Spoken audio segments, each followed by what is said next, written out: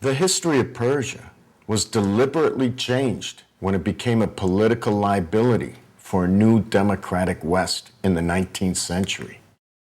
But the reason we have no history today from the Persians themselves is not because of the West, it's because of the East. All we have was written about them by others. We have maybe a few Zarathustrian hymns that date right back to the Aryan period, but hardly more than that. Everything else we know about them was written mostly by Greeks, who had their own particular axe to grind. One Greek with an axe to grind was the ancient writer Herodotus. His anti-Persian bias continues to spread false history through big-budget Hollywood movies like 300. But Herodotus' dark image of ancient Persia may seem more believable today than ever before when we consider that ancient Persia is today's Islamic Republic of Iran. It was a presumption of a film like 300. Ancient Persia matches the worst Western nightmare of what Iran is today. But I think there is a case for saying that if there's any ancient state that modern-day Iran resembles, it's actually democratic Athens. And I'll say why. Because democratic Athens, exactly like modern-day Iran, was the cuckoo in the international nest. Today's Iranians may be the direct descendants of the ancient Persians, but their cultures couldn't be more different. It's not at all useful, in my view, to make any direct comparisons between ancient Persia and the modern Islamic Republic of Iran. When you think of this culture and think of what it was once, it's 180 degrees. It is as different as day and night. But how could a culture become the mere opposite of its former self?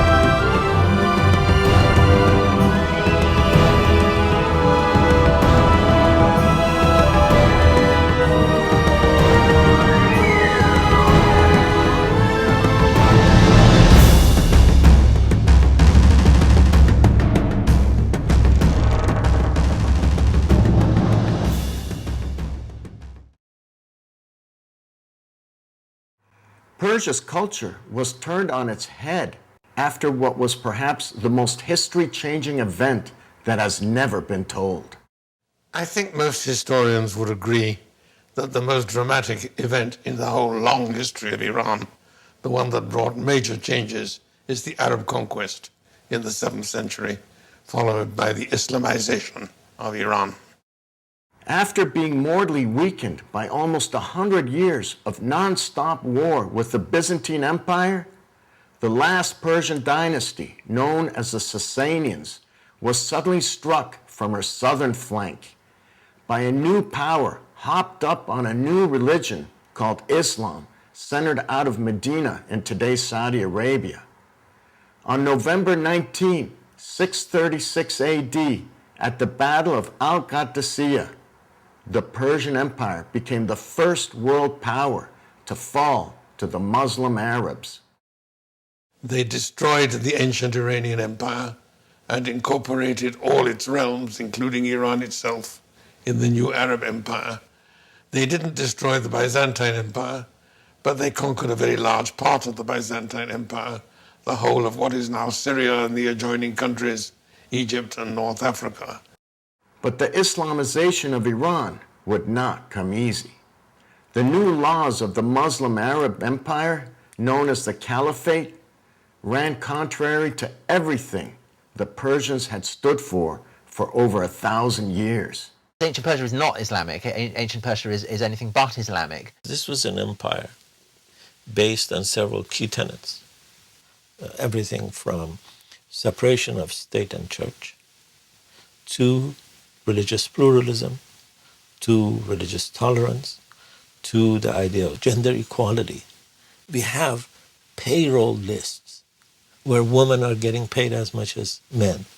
And that aspect of it is like reconciling oil and vinegar. The only way the new Muslim rulers, known as caliphs, could convert the Persians to Islam was to first cleanse their memory of their Persian past. Luckily for the caliphs, Islamic law provides for just such a problem.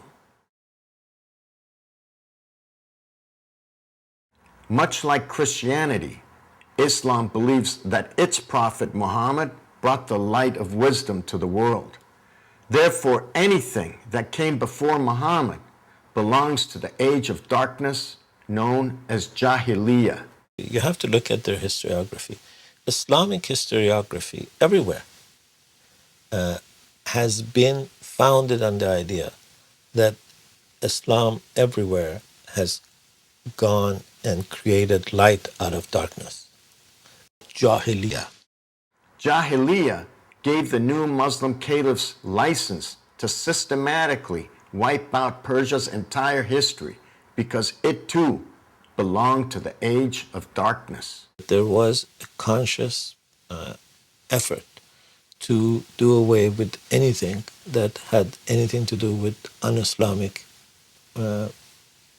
Iran or Persia. And you could see this in subsequent histories as well. You could even see it with the way Islamic scholars approach history of Arabia itself. It's not just Iran that they try to completely obliterate everything that came before Islam. In Arabia itself, they talk about a period of darkness, a period of Jahiliyyah before Muhammad came. Every evidence indicates that that's not the case, that there was a rich, vibrant life. Mecca was as important before Islam as it was after Islam. The age of Jahiliyyah is the reason many Muslims to this day feel compelled to destroy any history that came before Islam. But no one did more to erase Persia's history than the second caliph of the Islamic Empire, known as Omar.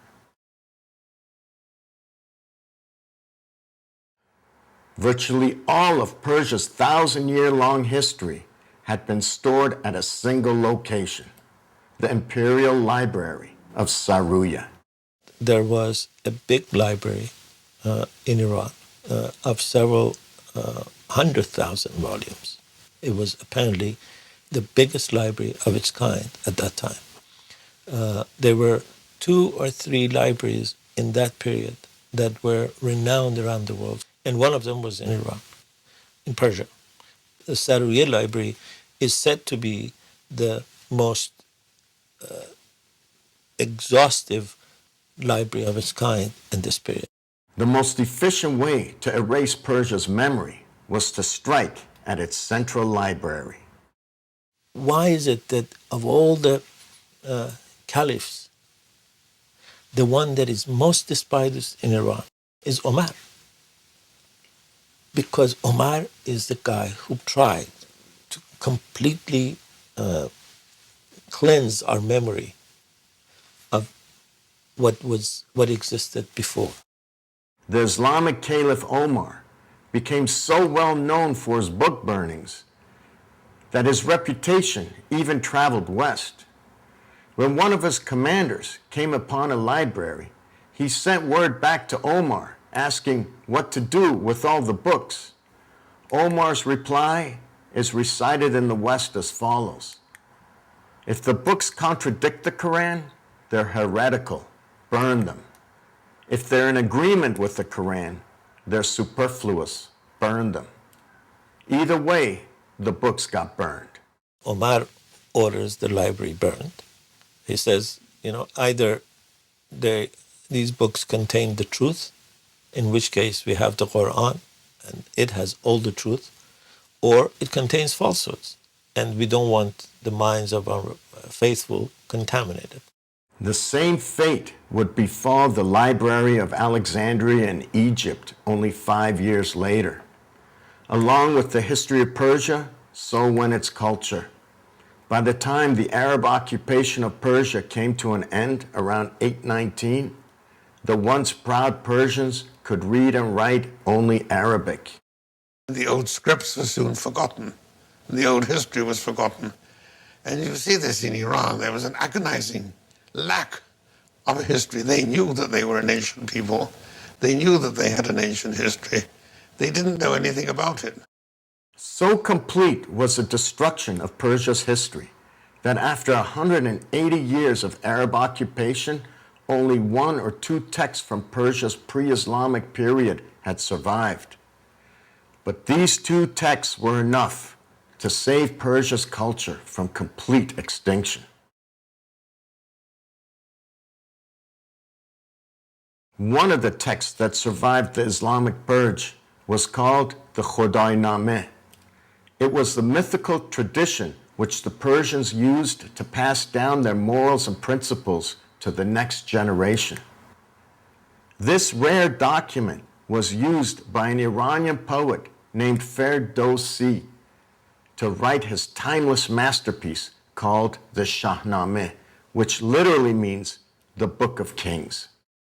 Shah-Nameh took their evidence from a book somehow saved from the royal chancery of the last Iranian empire, Sasanians, called Khwadai Namak. And that is the late Zoroastrian tradition written in Pahlavi. Ferdowsi tells the story in the former Persian language known as Pahlavi, but he wrote it in Arabic script just so his fellow Iranians could read it. In doing so, Ferdowsi saved not only a key part of the Persian identity, he saved much of the Persian language. Iraq, Syria, Palestine, Egypt, North Africa, all these countries lost their old identities, forgot their old languages. They became what we nowadays call Arab countries. This is not so in Iran. In Iran, the memory of greatness was very recent. I think one might say painfully recent. They preserved their awareness of a separate identity, and they preserved their language, even though in an altered and Islamized form. But even the mere awareness of a separate identity was more than a newly Islamicized Iran could tolerate. Iran has been the battleground for 2 opposing identities for over 1,000 years. No one can claim to understand Iran today without first considering the identity crisis that divides its soul. After the invasion of Iran by Islamic forces, the soul of Iran became riven between 2 spirits, the Islamic spirit and the Persian spirit. In 1979, the Islamic spirit rose once again when an Islamic revolution swept the Ayatollah Khomeini to power. Almost immediately, Iran's new Islamic rulers set out to destroy whatever history their Arab predecessors had left behind. They even used the same word to justify it, Jahiliyyah. Their first target was the ruins of the ancient Persian capital of Persepolis. The person charged with its destruction was Khomeini's personal henchman, the Ayatollah Khalkhali. You have people who are mostly Islamist forces. The most ridiculous example of them is the man known as the hanging judge, Khalkhali, who want to denigrate everything about Iran pre-Islamic. They call the pre-Islamic period the period of Jahiliyyah. In the early days of the revolution, the Islamists tried to actually do away with elements of Persepolis. They wanted to destroy Persepolis as something that is the work of infidels. It was only the efforts of some of the more moderate elements within the regime that stopped the likes of Khalkhali from destroying Persepolis. But why would anybody want to destroy the history of their own ancestors? Because I don't think Khalkhali considers pre-Islamic Iran as part of his ancestry. I think these people who wear the robe of a cleric, who try to infuse the Persian language with as much of this Arabicized lexicon as they can, who try to undermine every element of Persian history before Islam, are in fact more Arab than they are Persian. In fact, many members of Iran's Islamic Republic today openly admit that they are more loyal to their religion than they are to their own country. The people who rule in Iran today, they are Persian speaking. That's right, they're Persian. But they are Arabicized Persians. They are people who have become so concerned with Islam and Arabic. Clearly, the big chasm in Iranian history is that which separates Islamic Iran from pre-Islamic Iran. And you can see that very clearly if you go to Tehran today. You go to the Museum of Islamic History. It's exquisitely beautiful. No money has been spared. The exhibits are wonderfully displayed. You then go to the Museum of Pre-Islamic History, and frankly, it's a disgrace. You have these splendid, magnificent objects, and yet they're installed in dusty, pokey exhibit rooms covered in blue bottles and dust with flickering strip lamps. And that really sums up the way in which Iranian history has been divided in two, particularly by the current Iranian authorities. Despite this open hostility toward pre-Islamic Persia, many people still believe that the Islamic Republic's military buildup today is an attempt to recapture the glory of the Persian Empire. The regime that is in power in Iran does not necessarily represent the Iranian nation, the historical Iran that we understand. This is a regime, this is a group of rulers that have an agenda of their own. They have an Islamic agenda. And if they are aggressive, for example, in their foreign policy, it is much more about expanding what they call the Shiite arc, what they call the Islamic resurgence, than it is about the Persian notion of power. But can there ever really be an Islamic resurgence? Any government can grow into military power through brute force and terror. But studies suggest that for a nation to grow by the approval of its people, it must first embrace certain principles. The only key principle that the Persians and their Muslim conquerors had in common was their willingness to fight and die for what they believed in. Every inch of the way, Iranians fought. The Persians fought. The Zoroastrians fought. They did not want to accept this idea. It took the Arabs, it took the Muslims 200 years before they could consolidate their hold on power. But fighting for their cause is where the similarities between Persians and Muslims end. Virtually every other principle that made ancient Persia a first world superpower was rejected by her Muslim successors. A society that basically accepts the premise of human rights almost 1800 years before Magna Carta. The idea that every human being has a right as a human being. All of these, and last but not least, the idea of truthfulness. You take that and then look at what happened to Iran after the Arab invasion. This is a culture that is based on taghiyyah, which is lying, is based on the complete combination of religion and politics. Islam came along, and the first thing they did was to have the church and state together. They believed that Sharia, that is, the caliph, ruled both the religion and the state. It's like Khomeini today. He is both head of state and he's also head of religion. This is contrary to Iranian tradition from the very beginning. It is contrary to American tradition.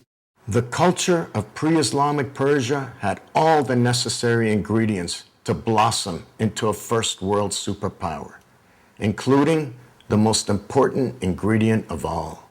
I think gender equality is probably the most important ingredient. I don't think a society can be free or democratic or can grow much if it doesn't have gender equality. And in that sense, I think the ancient Persian Empire has a great deal to be proud of. According to ancient little tablets like these, known as the Persepolis fortification tablets, women in ancient Persia enjoyed a level of equality that remained unmatched in the West until the 20th century.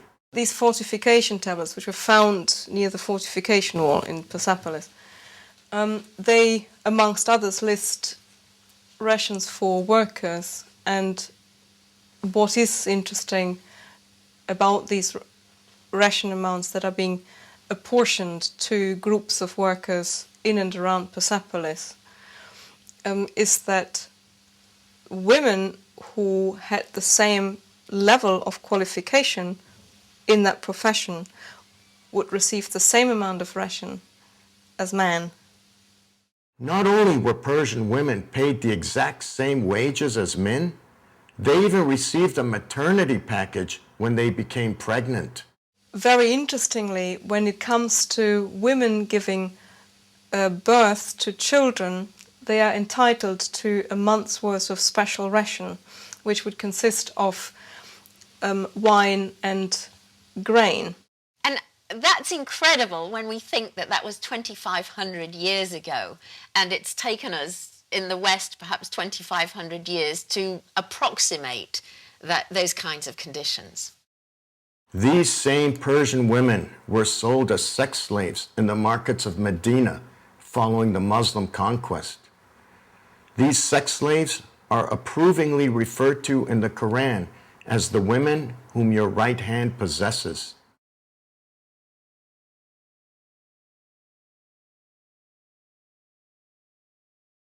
But studies have shown that a society which reduces its women to sexual possessions is doomed to third world backwardness.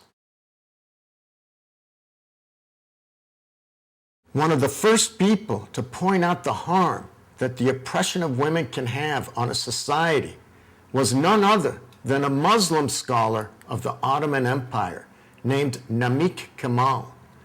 Namik Kemal reached his conclusion while studying the reason for the sudden rise of Western Europe and the sudden decline of his own Ottoman Empire in the 19th century. One of the reasons that is cited for Western success and Muslim failure is the treatment of women. A particularly dramatic example of that is an early 19th century Turkish writer called Namik Kemal, who says flatly, he says, the reason why they succeed and we fail is the way we treat our women. By the way we treat our women, we deprive ourselves of the talents and services of half the population, and we subject the earliest education of even the male half to illiterate and downtrodden mothers. And the result, he says, with a very dramatic analogy, he says, compared with the Western world, we are like a human body that is paralyzed on one side.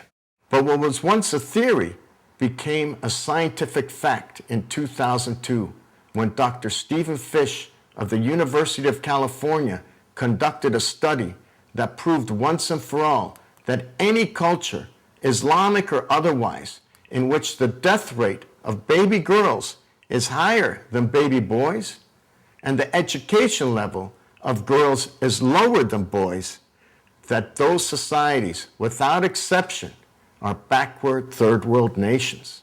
In societies where there's a big gap between the health care that is given to boys and men on the one hand and girls and women on the other, we see a shorter life expectancy difference, for example. Women don't tend to outlive men by as much as they do in societies where they get better health care. In societies where we see a big literacy gap between males and females, those societies seem to have a big disadvantage in terms of development. This disadvantage is the reason why virtually every Muslim country today is a backward third world nation. Internationally right now, the literacy gap between males and females, it's about 5, 6, 7%. In some countries, though, in the predominantly Muslim world right now, it's more like 17 to 20%. That's a big gap in literacy between males and females. What that illiteracy does among females is tends to marginalize them. It's very hard to actually participate in social life. And of course, to participate in political life, if you can't read and write. That's one of the best ways to keep somebody down, is to keep them illiterate. Today, Iranian women don't even have the right to choose how to dress in public. The veil, or chador, which Iranian women are forced to wear today, is a lasting legacy of their Muslim Arab oppressors from 1400 years ago. Iranian women did not wear the chadors as they do today, the hijab and so on, because we have no evidence whatsoever that Persian women wore the veil like they do in the present Islamic Republic of Iran. Her respect for women is one of the main principles that made Achaemenid Persia the first empire in history to rule with the approval of her many subjects. In other words, if you can make their lives better by reason of being in your empire than their lives were before, then you won't get constant revolts everywhere. Then you'll get support from all the subject peoples. And this is, after all, a moral which Cyrus had at the time he was building his empire. Make people glad that you're part of my empire. They won't rebel against me. And that's what he did. Persia's first world culture has led to, of all things, a Persian resurgence. Today, a new generation of Iranians are thirsty to know more about the Persian Empire, most of all about the founder, Cyrus the Great. But why Cyrus? Because Cyrus was the last real Persian king. Virtually every Persian king after Cyrus gave up a little bit of their Persian culture for the soft pleasures of Babylonian luxury. From what you might call the classical Islamic point of view, Cyrus just didn't matter. Just as the whole pre-Islamic history didn't matter. They didn't bother with it. They didn't bother to record it or read it or write it or study it. It was of no value. These were the meaningless gyrations of pagans and unbelievers. What is happening now is something different. The ancient history is one thing. The deliberate attempt to revive the ancient history is another.